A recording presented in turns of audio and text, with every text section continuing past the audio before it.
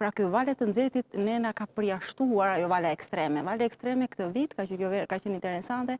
ka prekur Europën perëndimore, por deri në Skandinavi, në Ishut Britanik ku regjistruan vlera në qershor mbi 38 gradë. Pra ne kemi qenë me fat le të themi, edhe pse kemi përjetuam në Korik këtë valën mund ta quajmë valën e parë ekstreme, sepse termometri i kaloi 40.5 gradë, nda qenë 41 gradë në Gjirokastër dhe Tirana, kryeqyteti, ka qenë vlera të paktën këtë verë me temperatura më të larta deri në këto momente. Nuk kemi përjetuar të nxehtin ekstrem që përjetoi Europa, ku vijon është rikthyer sërish kjo vala e nxehtë ekstreme afrikane,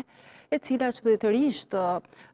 sepse Europa nuk është e mësuar me këto temperatura, ka një klimë të freskët për shkak të anticiklonit të Azoreve, i cili këto vitet e fundit, këtë dekadën e fundit, le të themi është zhdukur në thonjza,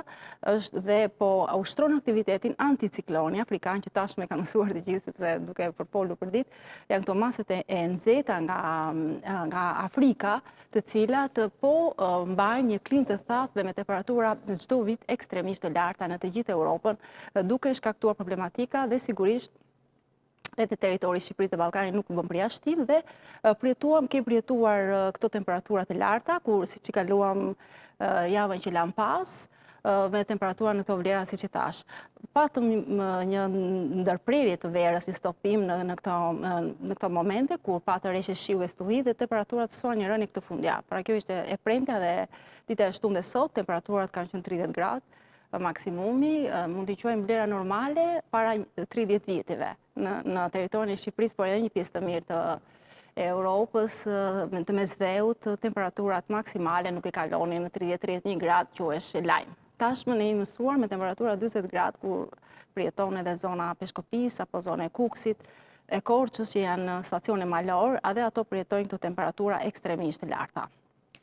Ky termometër që shënon deri në 30 gradë, që duket sikur ndryshoi pak situatën, do të vazhdojë edhe në ditët në vim, apo ka gjasa që të kemi sërish një rikthim të vlerave të larta termike? Sigurisht që nuk do të rikthehet sërish të aktiviteti i masave ajrore të nxehta, edhe dita e nesërme, dita e hënë, do të fillojë që të largohen këto masat e ftohta arktike, po zhvendosen, po të rriqen sërish të drejt Arktikut, dhe tashmë pritet që të po aktivizohen sërish masat ajrore të nxehta nga pjesa e mesdheut, por edhe dita e nesërme do të fillojë të ndihet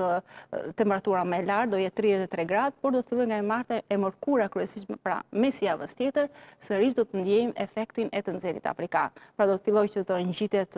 këto izobaret, që të quhen në gjuhën profesionale, ato do të rriten dhe ngjiten sërish, do të arrijnë dhe nga mesjava deri në fundjavën tjetër dhe fillimi i gushtit, do t'i kapi sërish vlera 38-39 gradë. Pra na pret një gusht me temperaturat të larta, por do të kemi edhe vranësira, dhe kjo e shkakton edhe mëtej, e përkeqëson le të themi situatën, sigurisht në zonat e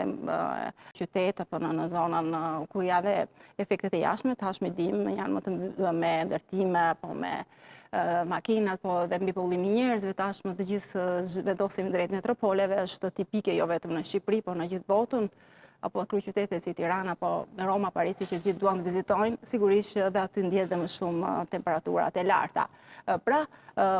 pas mesit javës dhe fillimi gushtit, do të kemi, dhe duket do të na mbajë gjatë, kur plasim parashikimin afatgjatë, shpresoj që të jetë besueshmëria ulet, por gjithsesi ka një tendencë korrekte, le të themi, sepse janë analiza që